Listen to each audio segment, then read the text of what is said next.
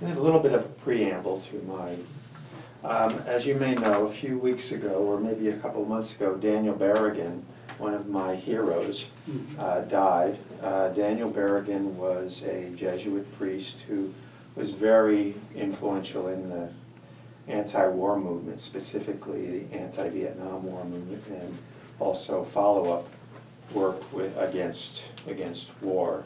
I subscribe to the Catholic.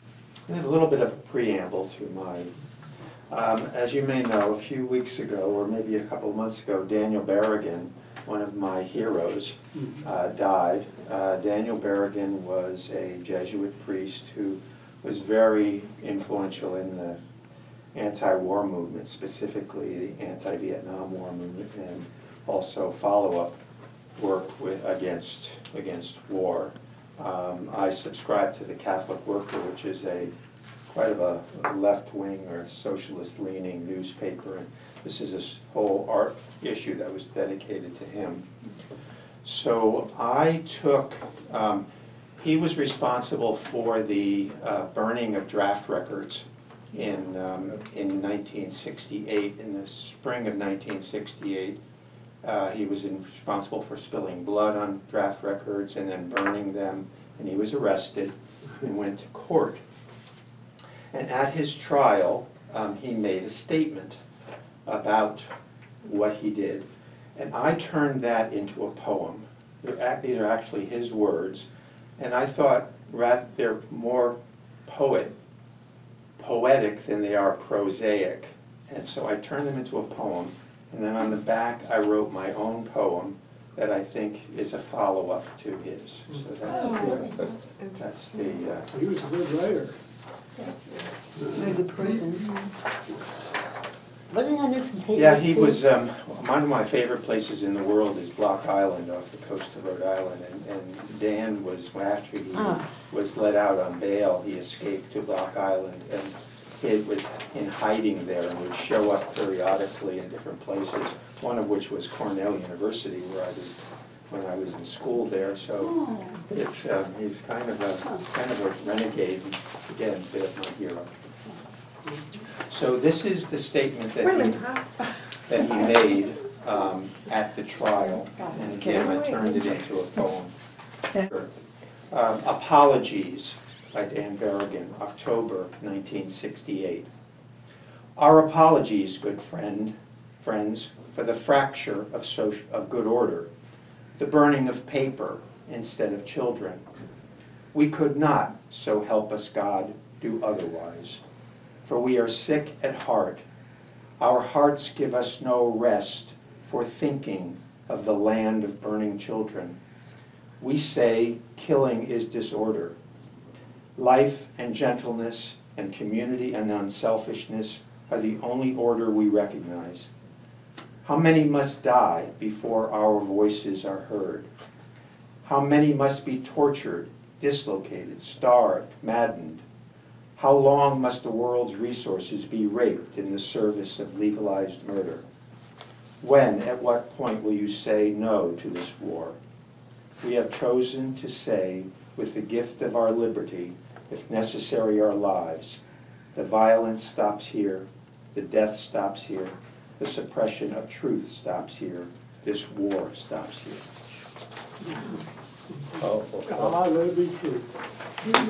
And so I humbly ask, which is my poem, where is the time that you saved all last year? What happens to a space once it is filled? Why are the hungry the last to be fed? Where are the lives of those senselessly killed? Where is the song once the words are all sung? Where is sadness after gone are the tears? Where will we live once the oceans have risen? What'll we drink when clean water disappears? Where are your words when there's nothing to say? Where is the day in the darkness of night? Who made the color of skin so important? Where is the peace in those training to fight? Where is the dance when feet have stopped moving? Where is our youth, once we're aged and gray? How can your God bring suffering and pain? How can men kill and then kneel down and pray? Where is the soldier when weapons are gone? Where is the child that his mother once raised? How can we justify missiles for peace? When will war heroes no longer be praised? How long must the earth be raped and abused? Can we still build love in hearts full of hate? Will humans be here at century's end? Will we find answers before it's too late? Oh, stunning. You should send this into the paper. Or send it into Bob Dylan. Yeah, no, seriously, it's Yeah. very finely done. Yeah. Yes, it has more questions than we have answers, for sure. But we'll struggle. I wish I had the answers. It's like a prayer. It's really very beautiful. Why do all the leaders around the world turn out to be aggressive and violent bastards? Yeah. I mean, this is what the decent people, the average person feels. Some of the average people. Yeah, I think so. And yet it goes on. There's no halt to it. I think, you know, I'm thinking of, in the, as we know, I think it was in the 70s or 80s, we talked about the silent majority. And it was a Nixon thing, that the silent majority were these moral majority. Well, I think the moral majority has shifted from the right side of the political spectrum to the left side of the political spectrum. And that the moral majority are those people that are asking for, when will we feed the hungry, and when will we stop all this nonsense, and when are we going to really address the real issues of the political campaign instead of the bullshit that But I think we're getting. we are too easily swayed by anger and fear. Trump is playing the country so tremendously well that anyone follows him is generally understanding.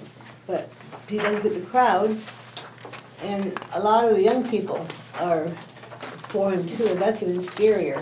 That you have your whole life ahead of you. So, Just like the first moral majority, they have no voice, it seems. Correct. Given no voice, no one speaks for them. So like electoral. The statesman has disappeared from the world of politics. I'm sorry to be such a downer. No. This is Honestly, you should share this and Yeah, I and really I do think too. about where you would send it and what you would do with it, because it is very powerful and Yeah. it's beautifully done. Thank you. It'd be good You to must have have, a meeting or a group gathering around this, and I don't know, it deserves to be out there more. Okay, thank you. Yes, I like, how can, I lost it, but how can men kill and lay down to pray? And kneel down to pray. yes. I was thinking about writing, I don't know whether any of you seen An Act of God. It was in Columbus, and it was a play. It's on Broadway as well. And it's a person who's portraying God on a talk show, and it's very, very funny, but it's also very, very astute as to, he basically takes the quote, 10 Commandments and essentially rewrites them. You know, and even though this wasn't from the play, I thought of it. You know, it's like, thou shalt not kill, parens, what part of that do you not understand? You know? It's anyway, it's That's the name of it? An Act of An God. Act of God. Who wrote it, you know? No, I don't. Well, following those good news, I have a couple of brief poems that reflect a couple of moments that I had personally during the last month, and of course, the last couple of weeks included September 11. It was a warm, sunny morning along the Swanee River. I just heard the news. Airplanes flying into the skyscrapers of the World Trade Center. I walked out in the wooded yard to get some fresh air, to be in the midst of restful green, to get relief from the ugly news by walking in the woods. My neighbor, Mary, was on the other side of the distant fence. What terrible news, we both said. I said, I hope nobody uses this as a reason to do more killing. Mary said the expected, something like, we've got to pay them back. I didn't argue. Violence breeds violence, especially when one party, or both, claims acting in self-defense. Violence needs justification, and incensed people and face-saving statesmen always find a justification. But that does not slow the cycle of violence. Killing breeds killing, and not responding with killing is the only way to break the cycle. I hope nobody today finds some justification to kill. Wow. It's always- Powerful, and it fits with Tom's very well. No, but I also, feel like I'm killing- at a peace rally. We're there. not responding with killing does not necessarily stop the killing. Look at, when did the genocide over in, that Burundi, in Africa back in '82 with the machetes and the Tutus and the Hutus and the Tutsis, or who the heck, whatever the breed tribes were. Rwanda, wasn't it? Yeah. Rwanda. Well, now it's Burundi, it happened Now now. Burundi is doing it. Yeah, now. But they didn't stop, and they murdered children, babies, anyone, defenseless people. So killing, we are a species that goes on killing sprees. Blood will have blood. It'll be in the news tonight, as it is every night. On the other side, another moment, short moment. Youth and them. Listening and watching videos of the Weavers, 1951. My youth. I'm in the grip of a time of hope for peace and joy in living, glory with music and singing, justice and the very large spirit of Pete Seeger, the strident lyric of Ronnie Gilbert, and altogether, so long it's been good to know ya, gone and replaced with what I groused, yet the sun still shines outside, and some hair can still hang down in ringlets, though it may be only in dreams and imagination. She had a dark and roving eye, and her hair hung down in ringlets. She was a nice girl, a proper girl, but one of the roving kind. You really gotta look in that, look in the Weavers and dial down, rule down to 1951 videos, and all their favorites are right there, and the roving kind is the last one. I mean, it's golly, such emotion, such happiness, some joy. These people are getting a kick out of this, and those kicks are long gone. I was thinking about that the other day, the songs from my youth. And, most of them were sort of inane, but they were happy. How much is that doggy in the window? Things like that, where nobody was getting shot. You could say this is feminism, or anti-feminism, or whatever you call it. And yet, it was a celebration of the independence of the person. Not to justify it, but times have changed. But And hope has been lost. Can we do that more? I Oh, think you're that waiting. young people might still think there is some. Pardon? I said, I think there are young people still think there is hope. Yeah. Some people do, and I surely hope that they do because, Think of all the people that followed Bernie. I know, but Let's hope they don't vanish. Anytime yeah, something I to don't think just so. hold it. No, Okay, I No, didn't this know, is mine. I was about to take it out of your hand. Yeah, that wasn't I was optimistic. reading, I was looking at it. maybe it'll stay.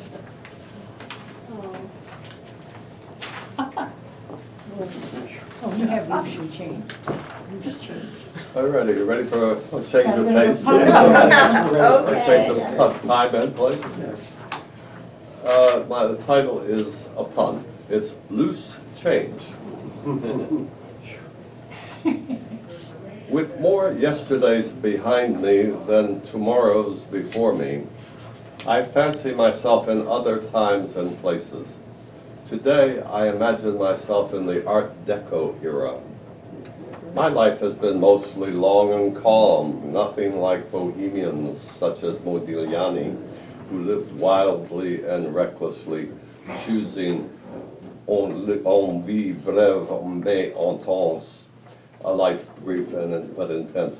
I want to rejuvenate like a rose of Jericho, and to try being rakish, wicked, and loose. I want to embellish the music of my life with grace notes and stirring glissandi. I like talking with Picasso and Hemingway in the salon of Gertrude and her loyal Alice. Perhaps I shall have a torrid love affair or two, one with the enigmatic Tamara di Lempicka. I yearn to stretch beyond being banal. Let the finale of my life crescendo. May it be like a glorious harvest moon, a last burst of light before the dark winter. Some footnotes to annoy Patricia. To honor Joe Roder. That's what Anna Joe Roder, who called and says to send greetings, as a matter of fact. I was reading a life story of Tamara Lempicka, who was some of you, I put an image down there because that image of this nude is probably the most famous nude of the 20th century. It was very, very famous, and it was kind of cubist in its style, and she was the most famous portrait artist of her day, and remarkable woman with a very tumultuous life. She was bisexual and had a long list of male and female lovers that she omnivorously consumed and treated badly and painted prolifically. And I thought, having just read her life story, that would be kind of fun, kind of Woody Allen trip to go back in time and live in the 1930s and meet all those people. With it. But generosity. Generosity is a scary thought when my attention is brought to collecting or giving money to a beggar, philanthropy, friends, or my honey. Generosity involves a lot more than money gifting. This will involve personal and family mental sifting. Generosity is the act of sharing what is most fine. It may very well engage our talents and our time. Generosity involves communicating and connecting without negatively correcting. It involves helping without yelping, working together without aggravating each other, generously hugging and caring without being overbearing, sharing and loaning without bragging about owning, giving from our new and good stuff without giving items that are rough, volunteering and giving aid without searching for a personal accolade, living with our neighbors alongside without promoting my self-pride, and giving what is most needed without being prodded or hated. Yeah. I think we wanted to be heated, because if they didn't know what you were giving it to them, What, where are you? but very, She's very the bottom. last word.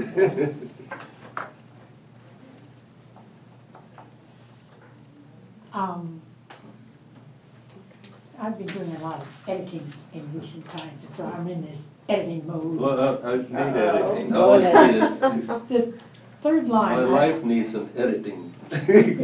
Do it, start here. I would take the comma off the Where? third line. Third line. When my attention is brought to collecting or giving money. Mhm. You know, right after brought, take off that comma, Okay, because the thought carries through to the next line. okay, good. And How about the one after money? Yeah, Yeah. at least- though I yes, could make a love- case for having the comma after money. Yeah. You're giving money to a beggar, whatever that word is. Philanthropy.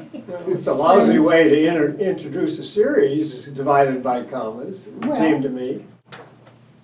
Are we supposed to just snatch those from there, or you gotta pass them around? Whoa. And another thing, Larry, that you've done, I think somebody had mentioned, sometimes you had so much text that you kind of get lost in it, but you have this really nicely on the page, the way you've arranged it. It looks nice, and it's easy to read and to keep going with it. So I think that's nicely done that way. Are we ready? No, No, we don't have your phone. Oh, We're not in any hurry, we're like, Oh, you you know, do? they just, No, I sold. I Oh, thought no. I could easily. They did, but they got stalled. When Ryan Nice. was It was talking, stuck she down there, wasn't not up passing. here. Is there You another have one? another one? everybody have one? Okay. Self-defense. We all know that armadillos have armor, turtles have shells, skunks have odor, and porcupines have quills that can be flung. The Texas horned lizard shoots blood from its eyes. Sea cucumbers self-eviscerate, contract their muscles, and secrete organs out the rear. Predators think they're already dead. Opossums fall into a comatose state and emit foul-smelling green spray, which I didn't know that they did that. Flying fish swim 37 miles per hour. Airborne, they can fly up to 656 feet. The potato beetle's larvae cover cells in their own poisonous feces. Good friends. It's really fun. What? Pleasant. The hairy frog can crack its toe bones and push through skin to form sharp claws. Ouch. Bombardier beetles spray toxic fluids at the boiling point. If a predator grabs a dormouse's tail, the skin comes off, allowing escape. Humans have fists, but also brains to create bombs, guns, and poisons. When will they have the brains not to use them? Okay. Good. We're on a happy note today. Another peace poem. We're all Some of about those war. self-defense things sound awful, They're pretty nasty self-destructive. creatures. I know. You know, pushing your organs out your rear end, how does that But save the- you from getting? They regenerate very easily. They're very primitive. Well, that's primitive, all right. There were just some of them. You'd have a liver slapped in your face if you were chasing your dinner sometime. Did anyone hear the radio lab this past weekend, the guy with the bot fly? I heard bits and pieces of You it, know, but he was a biology grad student at Harvard, and they went down to Costa Rica, and a bit fly buried in his head And he was so curious, he left it there, and it was there for months and months, and it grew eventually to about 1.5 inches. And then he tried to preserve the larva. He had an egg-sized lump on his head, But anyway, the intriguing thing for me, which I have, I mean, was that gonna- wasn't intriguing enough?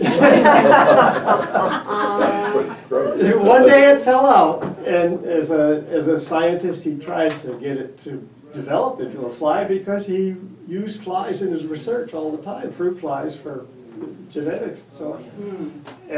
But the botfly female deposits her eggs on the backs of mosquitoes. And they grow to And be the size of mosquitoes baby drill birds. into you and draw blood, and the botfly larva falls off Ah. and digs in.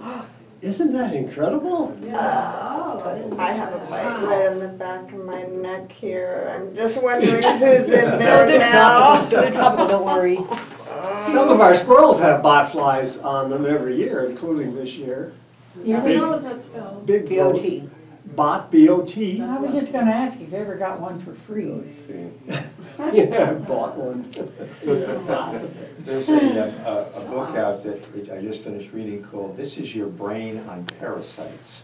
And it picks up on this idea of how many of these animals, of insects and bacteria and so forth, use this kind of a method and very wisely to propagate themselves. I mean, they just know how to get from here to there so they can keep their No, they species don't know. going. It happened by natural selection of those who did that got survived, those who didn't, when the different route croaked. There is no direction in evolution other than if you're successful at it. You don't think that's intelligent design? Bullshit. Why, I wondered, is bullshit worse than cow shit? It's from a male, yes. Because we never seem to say that. Kathy, how much research did you have to do? Did you Me? just know all that? Oh, yeah. No, of course, I was learning. I think everybody's got one. They've got- Did you have to stop and sort of fan your face every once in a while? I left a lot of stuff out. Oh, thank you. Okay, I have to give a preamble to this. I was going along thinking, well, I haven't had any students send me their papers, and, it's been, my time has been my own. And then everybody in the world sent me papers. I got a 100-page one, and then, so I've been involved in that, and didn't really take time to do a poem, but I did this one. Before November 2016, housewife, executive, glamour girl frump gathered in a single clump for ridicule by a self-adoring chump who's a candidate for the city dump. I sound like a fogey in a grump, but the country's hit a traffic bump and fallen in a sorry slump with just a single way to jump. We have just 6 weeks left, a hump of candidates shouting from the stump, so kick the slackers in the rump and get out and vote, defeat the menace. I'm going to enlarge this and put it on my front door. On your Thank phone. you. Yeah. That's Well great. said.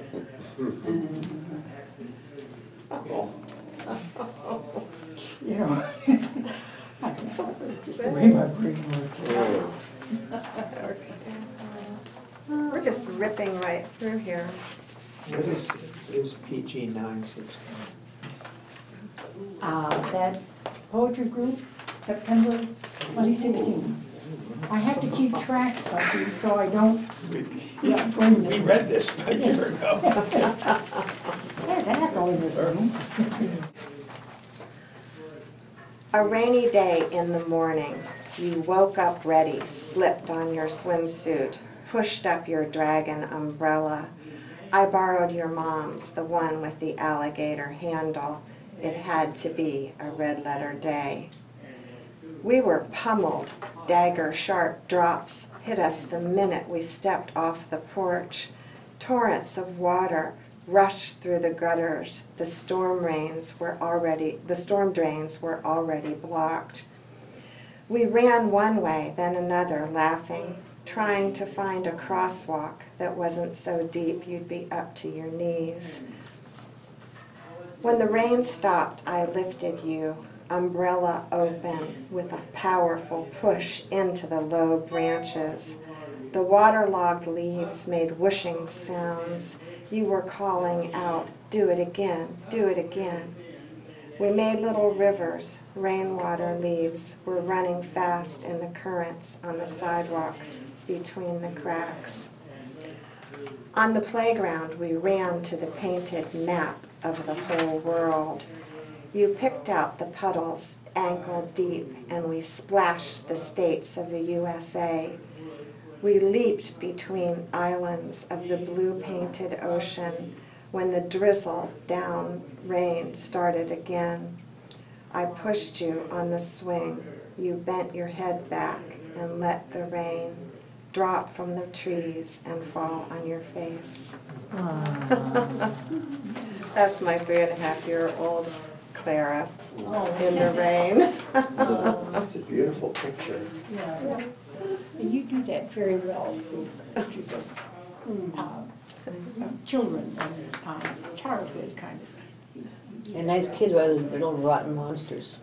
But they come in that variety too, you know. I think they might. What is the world on the playground? It's all a painted USA on the macadam. Of the school? Yeah, it's of a playground in Chicago. Oh, Yeah.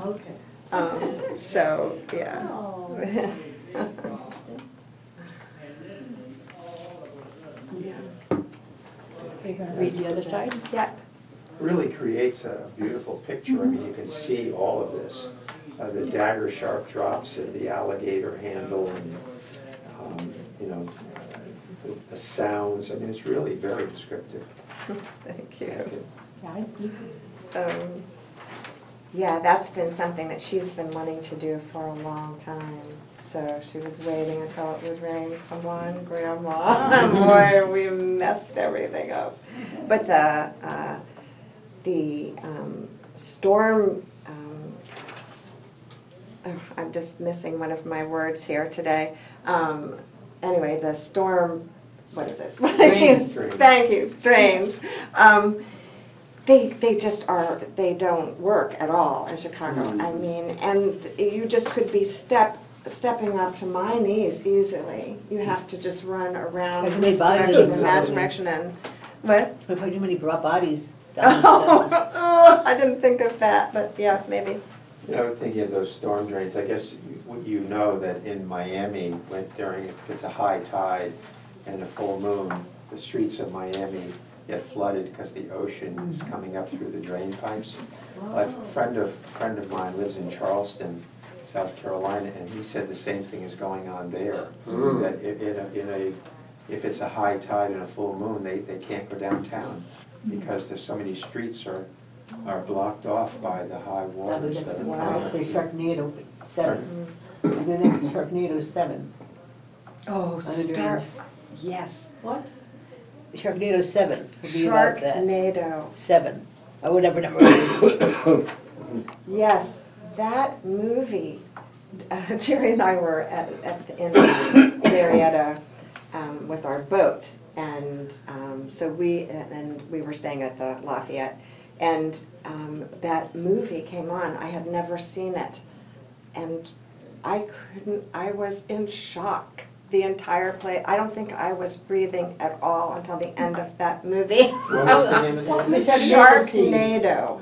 Sharknado? Yes. They are basically There very are cheap. sharks falling from the sky and just seizing everyone, and it never stops for a single second. The whole movie, I was Is it a like, Japanese movie? No, you can't hear it. The first one was made sort of as a whim, and it just got tremendous press. And then since it's Sharknado 7 now, and they're getting out of where you used to get those sharknadoes into people's homes to be munched. Don could have been in that movie. No, that's the rest of it, started out. You know, I have a nephew who lives in Lafayette, Louisiana, and his house was flooded literally to the roof line. Oh, It was wow. that high, lost everything.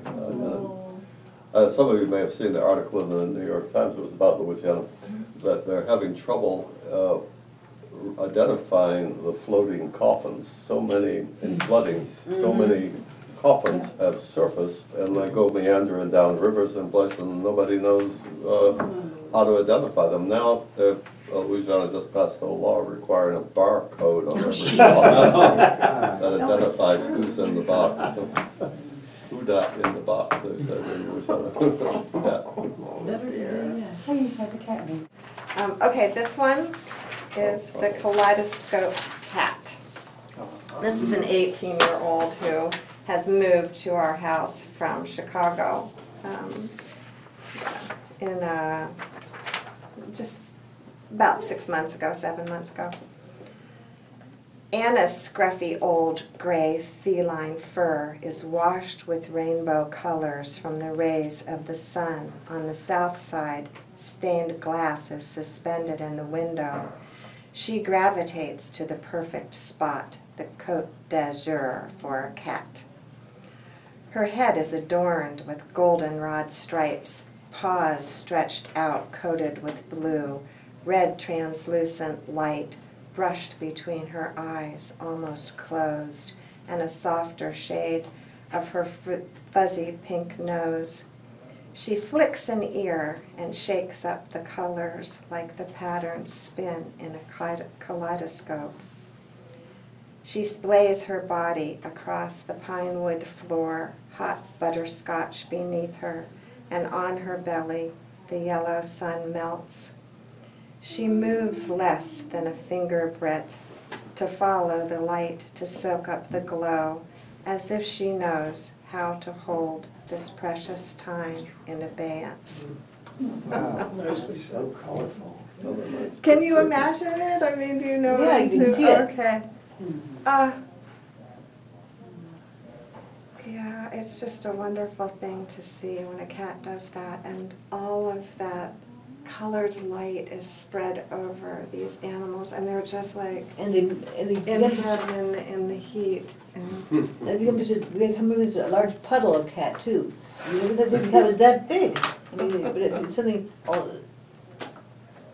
There seem to be more poems about cats than there are about dogs. I wonder why. T.S. Eliot, famously, of course, cats. And I don't know if all of you heard Sven refer to the NPR, the radio this morning when that was talking about feral cats and how dangerous they are, and called for everyone, even cat owners, not to let their cats outside. Cats ought to be as pets, either leashed or kept indoors, but because they're killing birds at an alarming rate. Yes. And cats are responsible for some 60 species to go into extinction because they've excessively killed them. So Well, they're cats very easy to catch too. That's the are problem. predators, much as we love them as pets and how adorable they are, and they are a menace to the environment.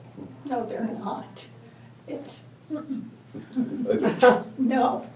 You have to get rid of all these damn feral cats. That's what I'm That's what saying. he said. Yeah, That's I mean, what, you that's have what the to get, report we said. have to get rid of them. Yeah, he called for euthanizing them. I agree. I Yeah. mean, we have 12 cats that have just wandered up over the Yeah, last well, few that's- years and Oh, yeah, we've Well, you all would had have liked cats. this program, wouldn't you? No, It we was can't very catch aggressive. No, so they are feral. Environmentalists are becoming anti-feline. yeah, I am too, but I don't know how to stop it. Yeah. The 44 slug.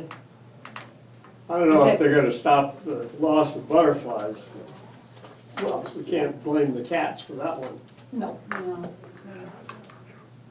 No, we've got lots of butterflies right now. Have you, We do. Yeah. it's been almost a butterfly-less year for me. You haven't seen them on I haven't seen a monarch in my I place thought for I about saw 2 I one. must years. say one either. Yeah, we have I've seen some, or vice versa, about I which thought one I they saw are. one in my butterfly bush. My milkweed just stood there, nobody was interested Yeah. in eating all this milkweed that I planted, except for there's a black tussock moth that likes milkweed leaves. And it's a black and gold larva, but not in the numbers that Yeah. the monarch larvae used to come. Well, considering it's a drought here for the past few months, there may not be the conditions that they desire. Late cold winter, wet spring, and so on may have contributed. And very dry We'll summer. see next year. There was an The article. milkweed will come back up, but will the butterflies be there to enjoy it?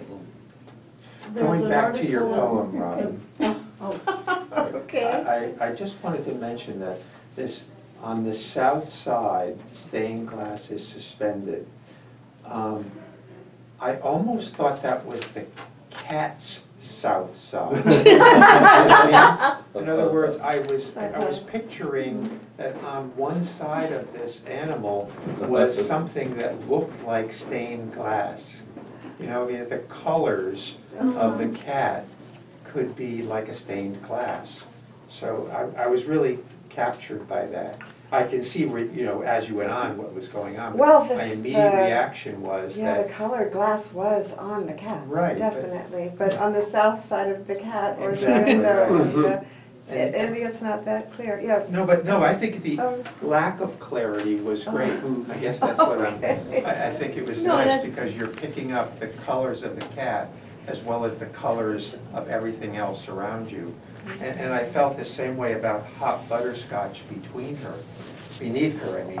It was, I'm sure guessing you were talking about the floor, but it was, at the same time, I felt that was the color of the cat as well. And it was. So it So- was really nice. I didn't know which color was which. It was like there were colors, and whether they're of the cat or of the environment. It was really neat the way it was put together. Okay, thanks. But it was just What were you gonna say, Kathy? You had a poem, I mean, an article you were Oh, gonna refer to? just something about the monarch that was in the Messenger recently. I don't know if you saw that, but they're, have a location at several places to, they'll be collecting milkweed and pods and, as a part of the pollinator habitat. I don't know, but I thought that was good.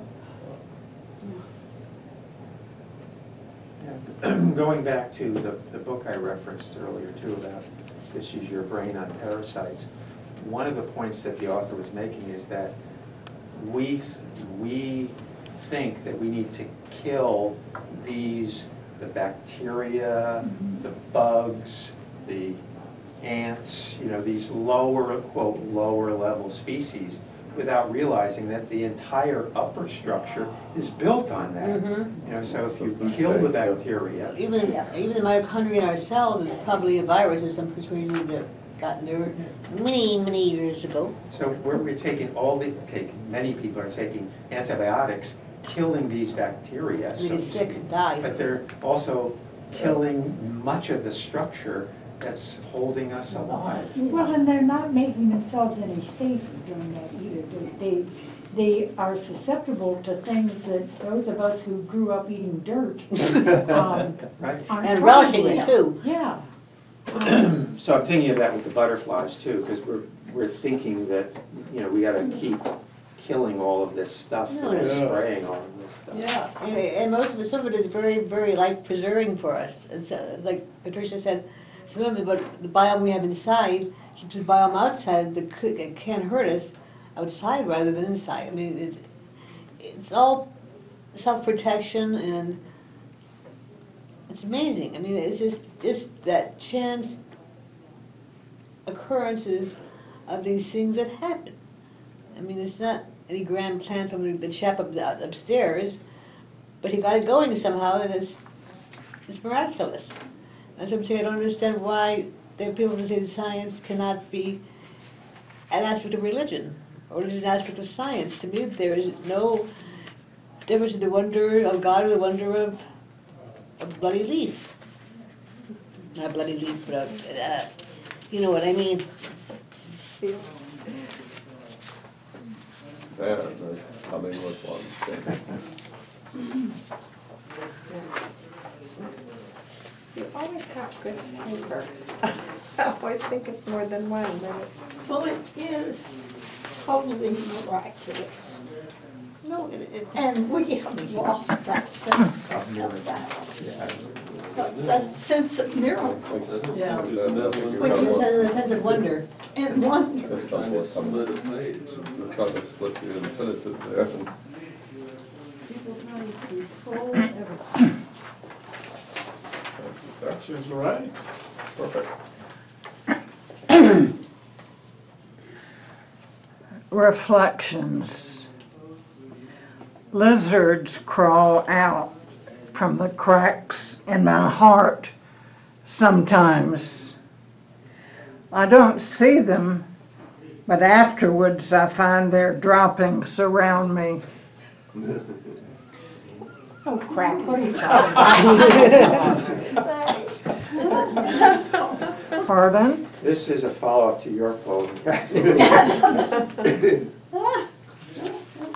Yes, what are you talking about? Yes, explain yourself. Explain. What inspired this? Nan, what inspired this? That's just mess up sometimes, and afterwards I realize I've messed up, but I've already done it. Do you have your, We don't have. oh, it doesn't matter, I mean, I just thought you I'm meant. sending 2 packets around, and I made 10 copies, so there should be enough for everybody. I didn't get one yet. She just gave you I that. got one. So, got it. Yeah, I got the rough copies, it says, We're, Can I have some feedback on it? I know it's not funny. no, you find sit around yourself, it is funny. Well, I needed an explanation too. Pardon? I needed Do we that need one? explanation One bad makes sense, but that you gave. Well, my Because I- heart has cracked several times, and as a result, I do things, but afterwards I realize what I've done, because they're droppings from what I've done. From your heart, do you mean, to what degree do you mean your physical heart? Say it again. To what degree do you mean your physical heart? Or are you using it's allegory. the term heart as being the center of you? Yes. Yeah, the center of you. The center of me and my unconscious. Yeah, well, that's good. So, are you saying that you're worrying about something? Pardon? Is it about worrying, feeling worried about something also, or no? Not worried, regretful. Regretful, okay. So this is. Yeah, that's what I was what thinking, we do now. worrisome. They are Because, droppings, right. So okay, I'm kind of getting that sense of that. maybe instead of reflections, you should title it regrets. Pardon? Regrets. Maybe instead of reflections, you should title it regrets. This at Yeah. night. How about lament, bewail, rue today, deplore, deprecate, bemoan, repine, weep over. Defecate. What are you The looking at? bathroom's over there. What are you looking at? It's, look at regret. Grieve, mourn, keen, pine, fret, be stung by conscience, and formal kick oneself, bite one's tongue, over spilt milk, curse one's luck, curse the day, curse one's folly. Gnash one's teeth, never forgive oneself, never get over, wish what undone, pity oneself, despond. miss, be homesick. I just adore reading this picture. I mean, just the. Thorough, isn't it? You No, can it's- pass it's this just the- around, the- this is, The meat of all I the couldn't, words. This is. I had trouble printing it, but I got that actually in the graveyard one day when it was raining. I went there because the leaves were so pretty. I'm reminded in your poem, Nan, about a quote from one of Leonard Cohen's songs, that everything has a crack in it, and that's how the light gets in. And I think that, I feel that we all need to have some cracks to let the light in, because those of us, and we see them today, and unfortunately on our TV every day, that those people who think they are perfect and held together are never open to the pain or the light or the feelings of other people. So I sense that with you, that because of the cracks in your heart, you do let a lot of light in. Sounds good. That's But the lizards do get out. Yeah, let the lizards The out, lizards do let the get lizards out, let the light in, okay? Okay. It just housebreak the lizards. Let's me off the hook. Weather. Weather is always a polite topic for conversation. It can be discussed in any social situation. Its atavistic resonances can be aspects of veneration. Each change inspires the heart and mind to fantasies of simile and hyperbole. It can metamorphosize a bad day into one of orgasmic exaltation. A rainy day can wrap around one like a warm blanket. On a soul-dead day of emotional atonality and dissonance, allowing healing of aberrated nerves or psyche, to allow a new-made being to erupt from a shattered chrysalis of despair. Another cheery one.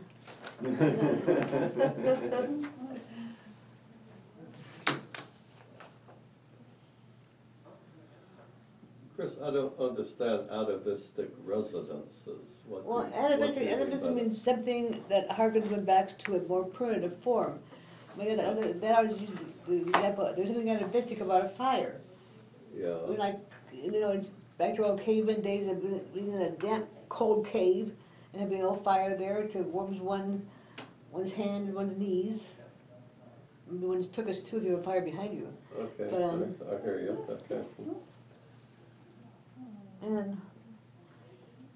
And different weather's always, to me, like madeleines and cookies, or madeleines and tea, that specific times of weather stick in our minds, and we refer back to them as our halcyon days, or even days of fear or despair. I mean, atavism just can be any emotion, anything basically. You sort of have what the linguists would call a garden path situation going here. That's where something is leading you down the garden path, and then, for the example they give is, time flies like an arrow, fruit flies like a banana. Or you think it's going one way and it goes a different direction. But you have three rhyming lines, and you think that, I thought the poem was going to be rhyming. And then we went totally away. It's bringing a new rhyme scheme in. I can't do veneration, situation, conservation. It's just, I can't do it. I'm just commenting on it didn't work. I'm unimpressed. That didn't impress me either. Tough titty. I wouldn't know about that. It's just that I thought it was going to be, like triplets or something like that. I so Turns out- very rarely use more than one or two lines of rhyme. We can't do one line of rhyme Yes, after all. it's hard. Yes. But it's just, I'm not a big I'm rhyming just- person, poem writing I'm person. just commenting. I know, that and I'm- It started off heading due west and ended up Going no due. directions at all.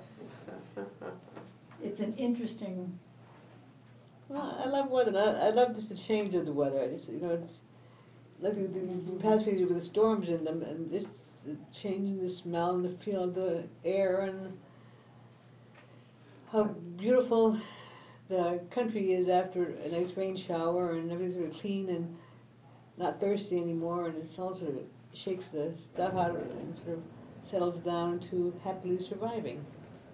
Your poems always seem to have, show a love of words. of I'm different sorry, kinds of words. I can't help it. I'm wondering about the word abraded, and I'm wondering, I thought it was spelled differently than that, but can you give me what you mean by that? In the second, Yeah. the third line of Well, the second stanza? you know how when you get frustrated, and maybe it's one thing that gets you frustrated, and then that'll lead to something of much lesser import to really just to be Jesus out of you. but, Abraded meaning scrape, Yeah, something yeah. like that. like, Yeah. Oh, like an abrasion? Yeah. Oh, that Are they word, gonna, okay. are they gonna get me, I'm thinking of the UPBRAI. oh, the hair, yeah. Well, you could, nerds are grand, massive stuff, it is sort of, they are sort of. Yeah, like an abrasion, okay, thank you. because when you said you thought it was spelled differently, I thought, Yeah? okay. Yeah, I was because we thinking spell, of a different It's word. a different, like plating. yeah. Exactly.